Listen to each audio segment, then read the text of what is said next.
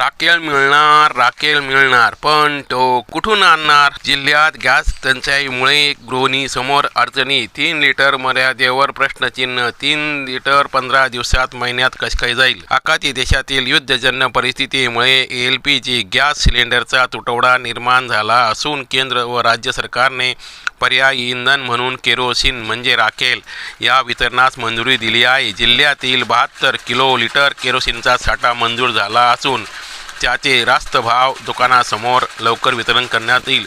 मात्र गेल्या अनेक वर्षापासून गॅस वापरामुळे इतिहास जमा झालेले स्टोव्ह आता शोधून काढावे लागणार. ते दुरुस्त कोण करणार, कसे करणार असाही सवाल आता गृहिणींना सतावत आहे.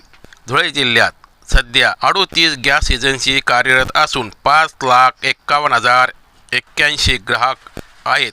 यात BPLचे सर्वाधिक 2,73,319 ग्राहक आहेत, तर HPCLचे 1,60,815 आणि IOCLचे 1,16,147 ग्राहक आहे. सर्व सद्य परिस्थितीत गॅस बुकिंगचा कालावधी वाढला असून बुकिंगनंतरही वेळेत सिलेंडर मिळत नसल्याने नागरिकांना एजन्सीबाहेर रखरखत्या उन्हात तासनतास रांगा लावून बसावे लागत आहे. विशेषतः ज्या कुटुंबाकडे एकच सिलेंडर आहे त्यांचे हाल फार होत असून प्रशासनाकडून घरगुती गॅस मुबलक असल्याचा दावा केला जातो असल्याचा तो प्रत्यक्षात मात्र लोक बाहेर उभे आहेत.